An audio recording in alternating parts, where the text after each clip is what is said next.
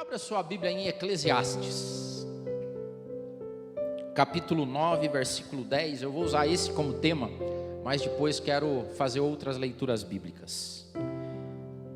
A importância da gente ter planos na vida. Hoje eu quero falar sobre planos. Eclesiastes, no capítulo 9, versículo 10, diz assim: o que as suas mãos tiverem que fazer, que o façam com toda a sua força, pois na sepultura para onde você vai, não tem atividade, não tem planejamento, não tem conhecimento, não tem sabedoria. Um soco no estômago esse versículo, né? Vamos falar de novo, ó. O que as tuas mãos tiverem que fazer, que façam, com toda a força, porque na sepultura para onde a gente vai, não tem atividade, não tem planejamento, não tem conhecimento, não tem sabedoria. Você já parou para perguntar por que existe alguma coisa onde podia não existir nada? Essa é uma pergunta filosófica. Por que existem as coisas? Pergunta existencial. Por que nós existimos? Eu podia não existir, o mundo podia não existir, o universo podia não existir, mas existe. E tem algumas chaves bíblicas que nos dão direcionamento de como encarar a vida a partir da Bíblia, nossa regra de fé e prática. O MAP é uma comunidade cristã e nós somos guiados pela Bíblia, acreditando que a Bíblia é a palavra de Deus revelada aos homens. E por mais que a gente não consiga alcançar Deus, né, a grandeza de Deus, como diz um outro teólogo, se você conseguiu explicar Deus, não é Deus, porque Deus não cabe no intelecto humano, Deus não cabe na nossa razão, Deus não cabe nas nossas teorias, mas a Bíblia nos dá pistas de como Deus é, qual é o caráter de Deus, o princípio de Deus, como Ele pensa. Então a primeira coisa que a gente acredita, e por que alguma coisa existe, é porque Deus tem potência criativa, porque Deus cria coisas, porque Deus trabalha, porque isso está no caráter divino. Então, Deus tem alguns padrões revelados na Bíblia. Primeiro, Deus faz coisas, Deus cria coisas, porque a Bíblia começa assim: no princípio criou Deus o céu e a terra. Então não tinha nada, e Deus falou: vou criar, porque tem uma capacidade criativa em Deus, uma potência criativa em Deus. E não é só isso. Além de ter potência de criação, e isso está dentro de nós, a gente carrega, porque nós somos feitos imagem e semelhança. O homem não foi feito para preguiça, o homem não foi feito para não fazer nada. Que por mais que as pessoas queiram não fazer nada, o não fazer nada entedia.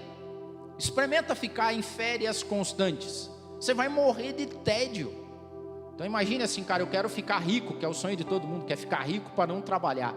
Pior cilada que pode existir, porque o cara fica rico, fala: não vou fazer nada. Até não fazer nada, ou não fazer nada, entedia a vida do homem. Ele fala: meu Deus, não é possível. Então é por isso que às vezes você vê pessoas que têm muita grana, e o que eles fazem? Trabalham mais e mais, porque essa potência está dentro do homem por Deus. Porque Deus podia ter escolhido não fazer nada, mas não, Ele criou.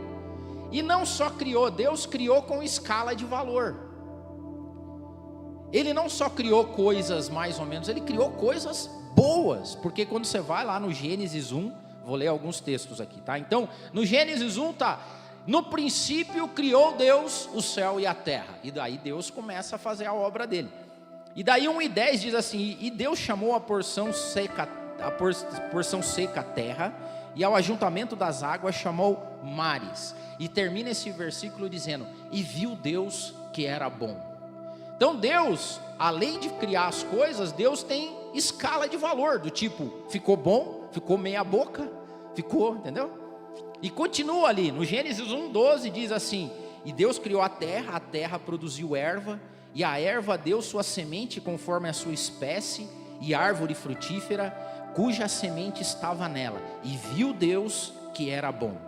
Depois no 18, e Deus colocou ordem para governar o dia e a noite, para fazer separação entre a luz e as trevas, e ele termina: e viu Deus que era bom.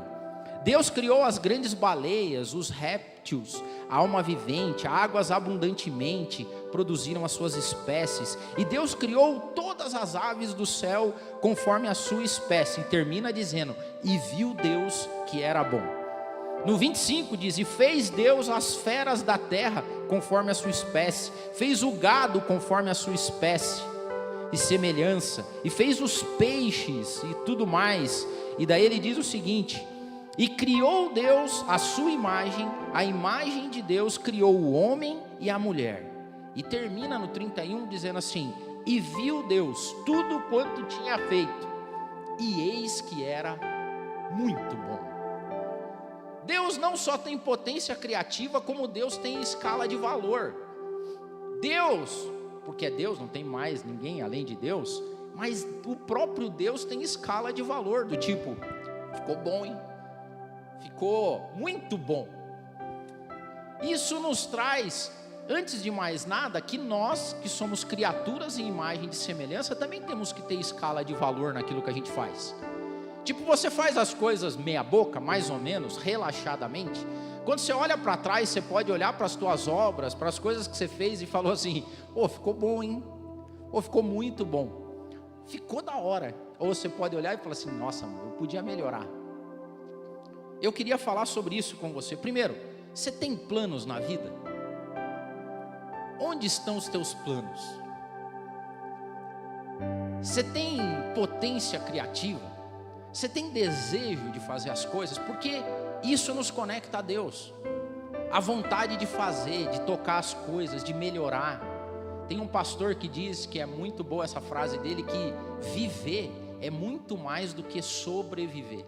Tem gente que sobrevive, deve ser uma vida enfadonha, uma vida triste. Mas tem gente que vive, trabalha, tem planos. Você conhece os alvos que você tem? Você tem objetivos a ser perseguido? Você tem alvos a serem conquistados na vida? Porque Deus, depois que cria tudo, Deus tem planos. Deus, nesse momento, está executando um plano de redenção da humanidade. Deus teve planejamento estratégico, porque Ele sabia o curto, médio, longo prazo. Ele sabia que ia dar algum rolo lá na frente, que a gente ia fazer besteira, que a gente ia pecar. Deus já deixou tudo preparado. Deus tem planos, Deus planeja, Deus tem estratégias, e nós também temos que ter. Você tem as tuas? A minha pergunta aqui. Você tem regras para administrar seu tempo e seus recursos? Você tem regra de prioridade? Você sabe aonde o teu dinheiro vai? Você sabe aonde o teu tempo vai? Você sabe aonde você diz sim, aonde você diz não? Ou a tua vida é um Zeca Pagodinho geral, deixa a vida me levar, vou levantar hoje e ver no que dá. Deus não é assim. O Deus a que a gente serve, o Deus que se revela na Bíblia, é um Deus de potência, de trabalho, de planejamento, de ciência, de conhecimento. Esse é o nosso Deus. O que te causa entusiasmo? O que te brilha os olhos? O que te faz levantar de manhã numa segunda-feira com gana? Porque o mundo hoje, a gente falou isso, eu falei alguns domingos atrás, o mundo hoje é um mundo de indignação e amargura, povo chato, não trabalha, só reclama da vida, não faz nada. Isso não coaduna com o Deus a qual a gente serve. Porque o nosso Deus vê o caos ou vê o nada e põe ordem nas coisas.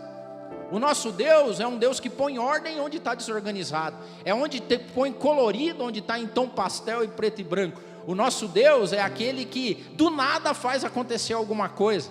Esse é o Deus revelado na Bíblia. Por último, você tem uma bucket list, já viu esse termo? Isso é um termo em inglês.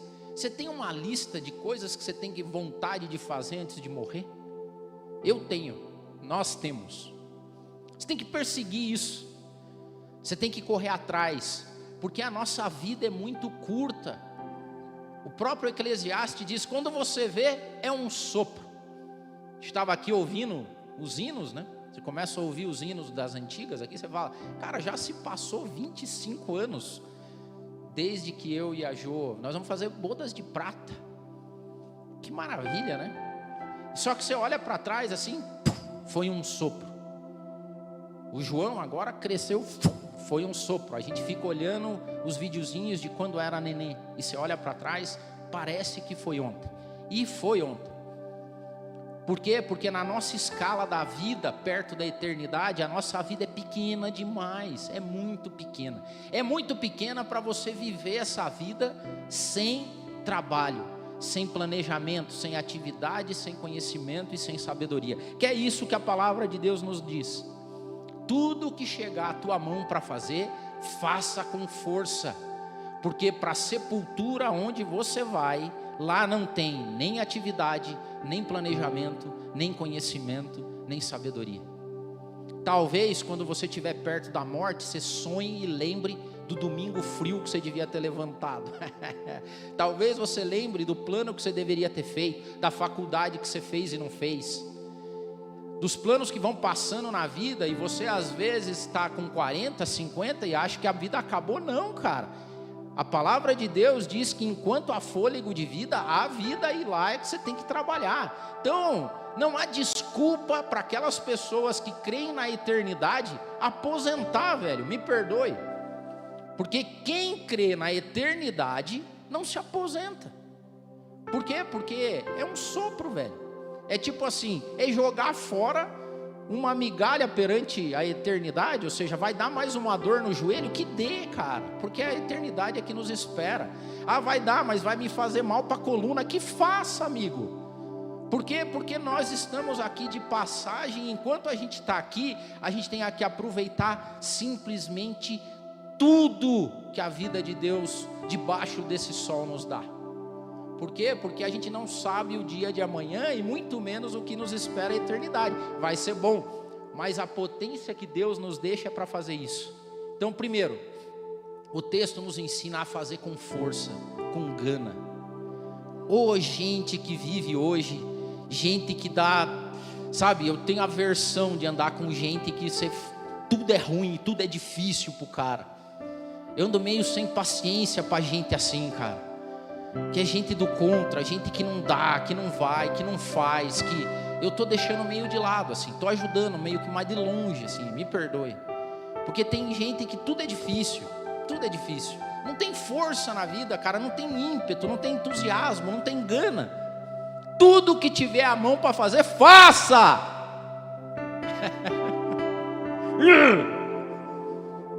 Assim, não, e aí, vamos fazer?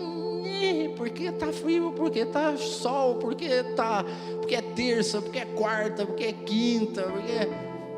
Cara, essa semana eu estava trabalhando, encontrei um senhor numa empresa que eu fui, senhorzinho já velhinho, cara, tava lá cedo, eu fui conversar com ele, perguntei o nome dele, né? Falei, o senhor não tá com frio? Eu falei, não, frio tem todo dia, frio tem todas, a gente tem que levantar e fazer. Eu falei, é isso aí, ó, esse é o cara. A gente está perdendo esse ímpeto, e Deus é assim, cara. Deus podia não fazer nada, mas Deus fez. E a gente pode escolher não fazer nada, ou fazer meia boca, ou fazer sem gana. Não representa Deus, não representa quem acredita no Deus da Bíblia. A outra coisa que esse texto fala é que a gente tem que planejar as coisas. Jesus deu prova disso. Lá em Lucas, no capítulo 14, ele contou uma parábola. Tá certo que o contexto dessa parábola estava falando daqueles que seguiam a Jesus. Que antes de você seguir a Jesus, é melhor você fazer conta. Porque seguir a Jesus não é qualquer coisa. Não é romantizar. Seguir a Jesus é punk o negócio. E ele falava, ó, o negócio é o seguinte, para me seguir... Você tem que abandonar tudo, você tem que pegar a tua cruz, você tem que estar disposto a morrer. Jesus, o pessoal brinca, Jesus fez seleção, recrutamento e seleção, né, Dai? Jesus ele recrutou todo mundo para salvação, mas para discípulo ele fez seleção. Falou assim, tem uns que servem, outros que não servem. Eu fico imaginando Jesus com esses caras meia boca aí. Jesus, andar na água, Jesus, isso aí não, é molhado, afunda. Mas hoje nós vamos discutir lá com os doutores da lei. Mas eles sabem muito, o senhor tem que ler. Nós vamos expulsar, demônio não, Jesus, dá muito trabalho, meu Deus do céu. E Jesus lá, quando ele vai falar sobre ser discípulo, ele diz o seguinte, pois qual de vós, querendo edificar uma torre, não se assenta primeiro a fazer conta de quanto vai gastar, para ver se tem grana para acabar a bendita da torre. Não foi assim que ele falou, estou só dando uma ênfase. Para que não aconteça que depois que você tiver colocado os alicerces e não podendo acabar, todo mundo começa a olhar e fala: olha lá, começou o projeto de uma torre e nunca acaba, só fica lá na fundação. Jesus falou: não pode assim. Este homem começou a edificar e não pôde acabar. Ele vai lá, e qual rei que indo à guerra pelejar contra outro rei não se assenta primeiro a tomar conselho sobre quantos soldados ele tem e quantos o outro rei tem, para não cair na besteira de sair com 10 mil homens sabendo que o outro tem 20 mil. De outro, ou seja, manda espias, planeja. Então Jesus estava falando assim, vou parafrasear, né? É meio burrice você começar a ter vontades, desejos, objetivos e não se planejar para eles. Se você tem objetivos na vida, e deve ter planos na vida, você tem que começar a colocar planejamento nisso. Tem um monte de jovens que eu vejo aí, os caras falam assim: não, meu sonho é ir morar no exterior. Daí eu pergunto: cara, e está estudando algum idioma? Não.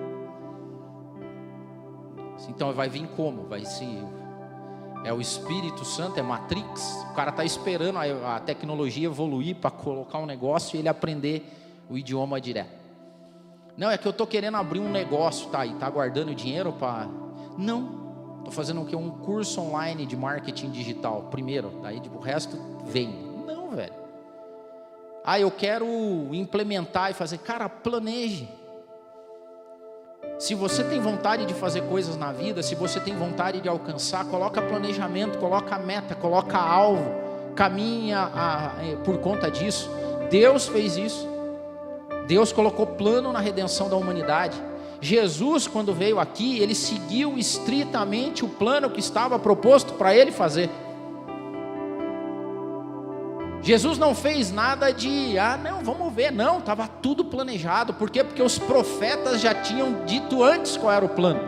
Jesus veio com um planinho embaixo do braço, e ele sabia tudo que ele ia passar, ele sabia os caminhos que ele tinha que fazer, ele sabia porque ele tinha um contato com o Pai dele através do Espírito. Jesus dizia não para algumas coisas, porque quando ele decidia ir por Samaria, significa que ele não ia por outro caminho, ele ia por aquele caminho, porque aquele caminho ia fazer ele encontrar aquela pessoa, e aquela pessoa ele ia ser tocada por ele. Jesus, quando esteve aqui, ele não era onipresente, ele não estava em todos os lugares ao mesmo tempo. Isso queria dizer que quando Jesus dizia que ia para a direita, a esquerda estava excluída.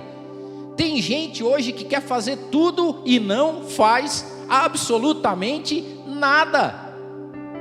É uma vida de oba-oba toda segunda, terça-feira, que não constrói nada, porque o cara não tem a capacidade de dizer: não está nas minhas prioridades, não vou até aí, não vou participar, porque hoje dentro do meu plano eu tenho que fazer tal coisa. Planejamento. E daí quando Jesus diz que algumas pessoas são passíveis de escárnio, como esses aqui, são pessoas hoje que são passíveis de escárnio dos outros. Do tipo, você conhece o fulano? Cara, eu canso de ver gente assim, porque eu trabalho com gente. E chega um momento na vida da pessoa que ela é tão desacreditada, que o cara fala: vamos fazer com fulano? O outro fala assim: velho, esquece. Por quê? Porque faz tudo e não faz nada. E Deus não é assim. Na figura de Jesus Cristo, planejamento, tenha planos. Outra, conhecimento. Porque para a sepultura onde a gente vai, não vai ter o que a gente fazer ali no período de sepultura. A gente vai morrer, como diz o Eclesiastes. Não vai ter nada para a gente fazer ali na sepultura. Não vai ter atividade, não vai ter planejamento, né? Porque a não ser que você queira planejar o pós-sepultura. Tem gente que é muito organizado, já deixa certinho qual tipo de caixão que quer, já deixa comprado a covinha, já sabe, ou a gaveta. Esses dias eu conheci uma pessoa que não gosta de gaveta. Falou: não, acho que não, gaveta não é legal, vai me dar claustrofobia. Mas você pode já planejar as coisas pré-sepultura, pode, mas depois, cara, daí não vai ter mais jeito. Conhecimento. Eu amo a história de Daniel, já falei para vocês, né? Olha só, Daniel, capítulo 1, versículo 16 e 17, diz assim: quando são levados cativos de Jerusalém para a Babilônia.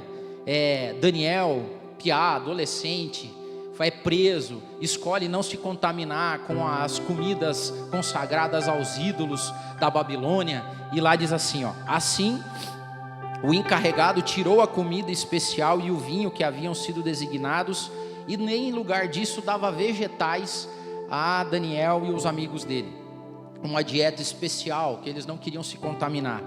Mas a sequência maravilhosa diz assim: a esses 4 jovens Deus deu sabedoria e inteligência para conhecerem todos os aspectos da cultura e da ciência. Daniel, quando foi elevado à posição de governador da Babilônia, ele não era um mané. Ele aceitou não se contaminar com a comida consagrada à Babilônia, aos deuses, mas ele, quando chegou na posição que ele estava, ele era inteligente, ele era estudado, ele tinha lido, ele tinha acesso à ciência, à cultura, era um cara culto. Tem gente que quer estar nos grandes lugares, quer participar das rodas, mas não estuda. O brasileiro é o povo que mais gasta tempo, perde tempo com mídia social. Você fala, Deus, você não consome? Claro que eu consumo, mas eu digo não às vezes. Por quê? Porque na hora que é para trabalhar, na hora que é para ler o livro, na hora que é para fazer o que tem que fazer, eu faço. Temperança na vida. Agora tem gente que conhece todos os memes, todas as musiquinhas, todas as dancinhas, mas não tem a capacidade de discutir qualquer coisa que não seja essa mesmice e essa pobreza de conteúdo, gente. E daí quer estar nos grandes lugares, falei aqui, aí fica às vezes invejando aqueles que chegaram lá. Nós não podemos ser assim. Deus nos deu inteligência, ímpeto, potência, energia. Estude, leia, procure, saiba as coisas.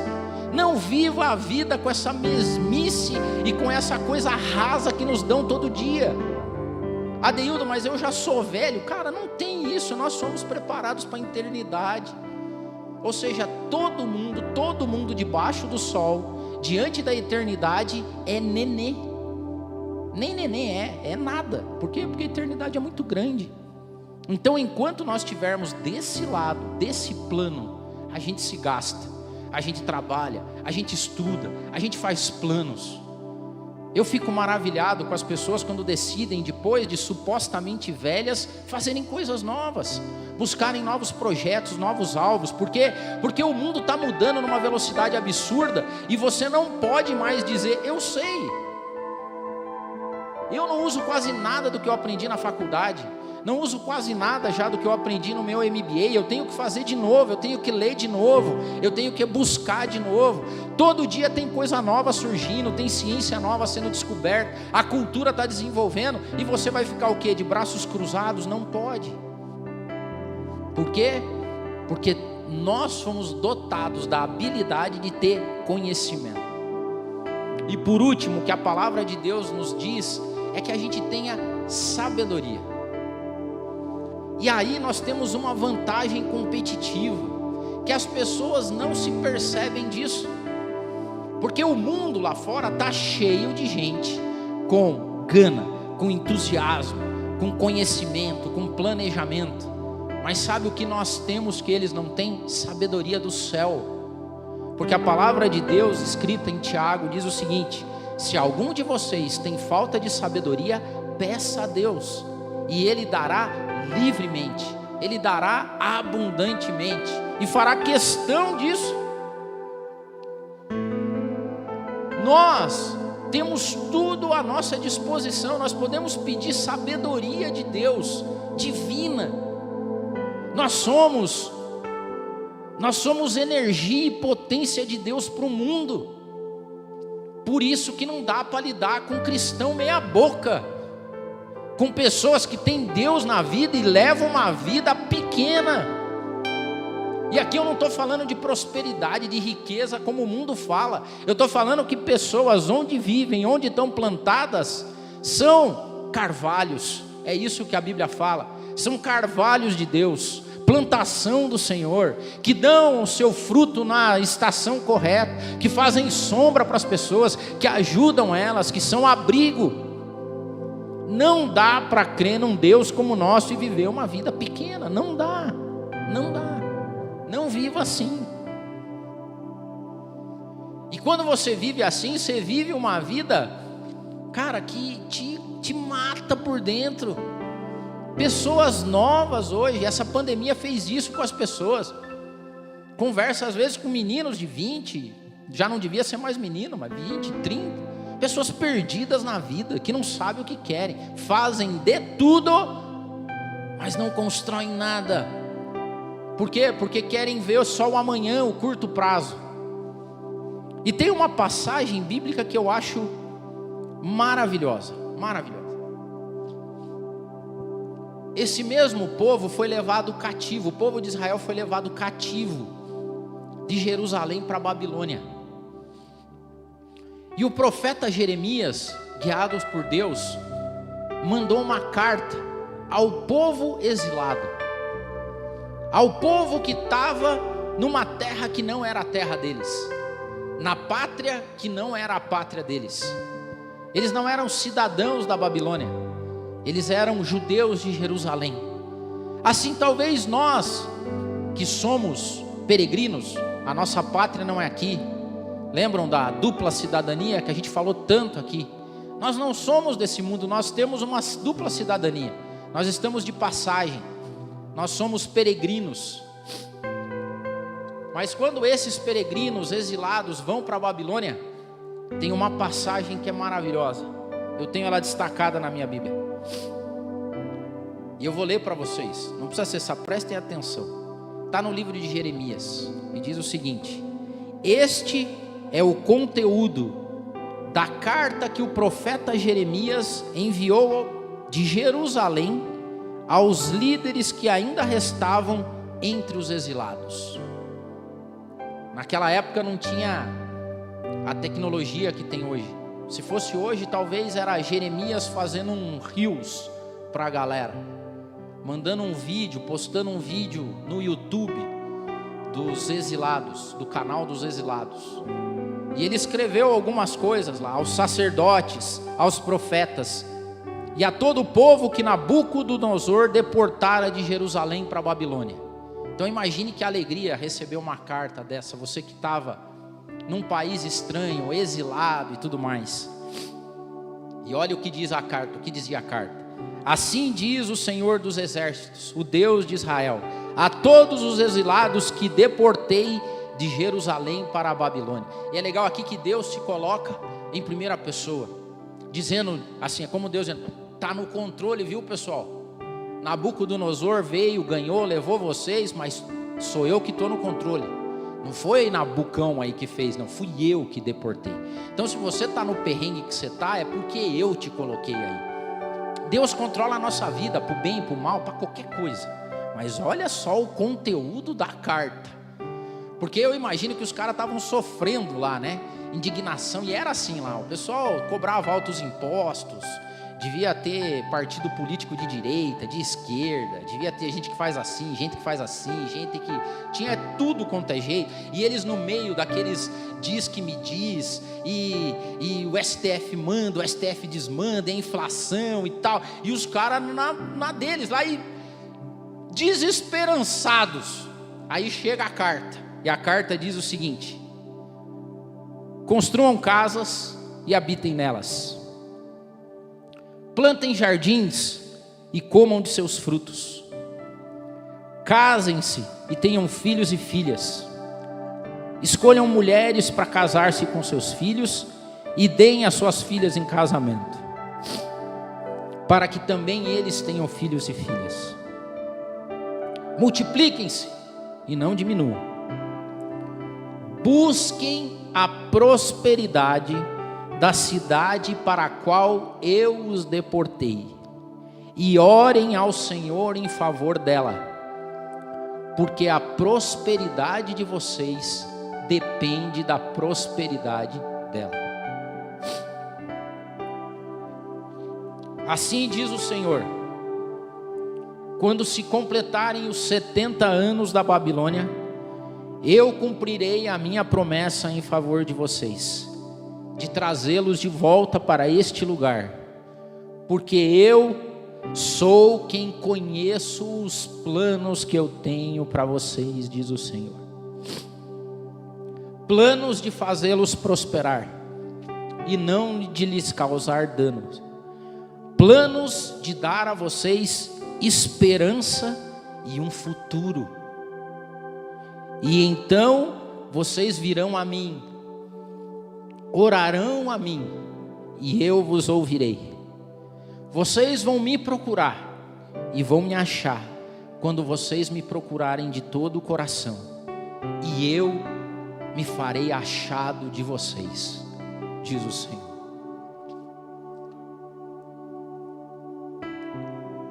Cara, nós temos que trabalhar, nós temos que fazer planos, nós temos que buscar conhecimento, nós temos que orar pela cidade, pelo estado, pelo país, e não viver essa vidinha medíocre de amargura e de reclamação. Seja quem for presidente, seja quem for ministro, seja quem for, seja comunista, de direita, de esquerda, o que cabe a nós é viver toda a potência que Deus nos deu. Trabalhar todo dia, levantar com gana, fazer planos, fazer festa, casar, fazer casamento, ver filhos crescerem, netos crescerem, porque Deus fala, enquanto vocês estiverem aí, façam isso, mas vai chegar o dia que eu vou chamar vocês, vai chegar o dia que tudo isso vai passar, vai chegar o dia que eu vou mostrar o plano que eu tenho para vocês, porque Deus tem plano com a gente, Deus tem um futuro para nós, e até lá o que a gente faz? A gente rala, velho. A gente rala muito, a ponto das pessoas olharem para a gente e olhar e falar assim, cara, por que você é desse jeito? Por que você é tão assim trabalhador? Por que você é tão empolgado? Por que você faz as coisas? Por que você é entusiasmado? Daí você fala assim, porque eu recebi uma carta do meu Deus e ele falou para eu fazer assim. Ele falou que é para eu trabalhar aqui, para eu construir casas, para eu plantar jardins, para eu casar meus filhos, para eu casar de novo, para eu não parar, para eu vir, para eu fazer. Por quê? Porque quando a gente tiver para morrer, você tem que olhar para trás e fazer que nem Deus fez. Você tem que olhar para trás na tua vida e falar assim, e viu o Del que foi bom. E viu você olhando para trás e falar assim, foi bom. Eu não quero ficar só no bom, eu quero fazer que nem Deus fez. Eu quero olhar para trás na minha vida e olhar para trás e falar assim, e viu o Del que foi muito bom. Foi muito bom. Foi muito bom. E hoje é dia dos namorados, né? Não tem coisa melhor nessa sabedoria do que você poder criar uma vida a dois. Porque Eclesiastes, esse mesmo Eclesiastes diz que bom mesmo é ser dois do que um. Porque um corre o risco de cair e não conseguir levantar. Um só dormindo sozinho passa frio, mas quando tem alguém do lado, tem um cobertorzinho. Não percam as esperanças. Casem. Independente da idade, vai atrás, casa. Vai buscar um novo marido, uma nova mulher. Não pare no tempo. Por quê? Porque a vida é muito curta e ao mesmo tempo muito longa. E cada fase da vida tem sua beleza. Eu e a Jo temos alguns bucket lists. Em julho agora a gente está planejando um. Se Deus quiser nós vamos fazer. Mas a gente quando está na rua e a gente vê aqueles velhinhos, bem velhinhos, tomando café, a gente planeja. Fala assim, ó, plano. A gente quer chegar assim, ó. Façam planos. Porque o nosso Deus é um Deus de planos. Planos bons. Eu quero orar pelos teus planos. Mas eu quero orar pelos planos que ainda não existem, que você vai fazer hoje. Se coloque em pé. Se você está vivendo a vida sem planos, a tua vida está ruim. Está ruim. Então hoje eu quero que você submeta planos a Deus. Eu quero que você coloque planos na vida, se não existem. Se você anda meio desanimado, amargurado, indignado, eu ministro que tudo isso vai passar hoje em nome de Jesus. E que se abra na tua frente uma vida de planos novos. Não ande um dia sequer sem plano, sem atividade, sem planejamento, sem conhecimento e, acima de tudo, sem sabedoria. Porque vida boa é vida assim. Deus nos deu o dom da vida e a gente quer viver até o último caroço desse negócio. Senhor, eu louvo o teu nome, ó Pai, porque o Senhor é bom demais. Porque o Senhor, mesmo nos colocando em terra estranha, mesmo, ó Pai, a nossa cidadania tendo sido abalada por causa do pecado, o Senhor nos colocou aqui e nos colocou para fazer planos, ó Pai. Nós tomamos posse do princípio que o Senhor fez lá no Antigo Testamento, através de Jeremias, numa tipificação, numa simbologia do que nós viveríamos hoje. E nós queremos construir casas, ó Pai, e nós queremos morar nelas. Nós queremos plantar jardins, nós queremos ter planejamentos, nós queremos, Pai, ver os nossos filhos crescendo, nós queremos ver eles casando, nós queremos ver os nossos netos, nós queremos ver as nossas futuras gerações, nós queremos gozar daquilo que o Senhor nos deu através do dom da vida. Tira de nós toda amargura, indignação, preguiça, coisas que não nos levam a nada, ó Pai, e renove em nós um coração entusiasmado, cheio de força, de planejamento e de conhecimento. Eu oro, ó Pai, por aqueles que estão planejando neste momento, e eu quero te dar um tempinho aí, para que você fale com Deus e submeta os teus planos a Ele. Faça isso, diga para Deus os teus planos, diga para Deus a tua lista, diga o que você quer conquistar, coloque diante dele. Independente da idade, do tempo, do movimento, nosso Deus é bom, nosso Deus é bom. Nosso Deus é aquele que dá de novo, Pai. Aquele que coloca de novo água em terra seca. O nosso Deus é o Deus da inspiração, é o Deus da força, é o Deus da gana, da garra. Entusiasmo é ter Deus dentro de você, e nós temos. Ah, Senhor, ouve agora as orações. Não nos deixe tomar caminhos desconcertados, mas também não nos deixe ficar parados nessa vida, Pai. Abençoa, abençoa, abençoa, santifica os nossos planos, as nossas vontades, os nossos desejos. Passe no filtro do Teu Espírito Santo. Ah, Deus, mas nos dá, como sempre, abundância. Nos faz alcançar aquilo que o Senhor tem preparado para nós.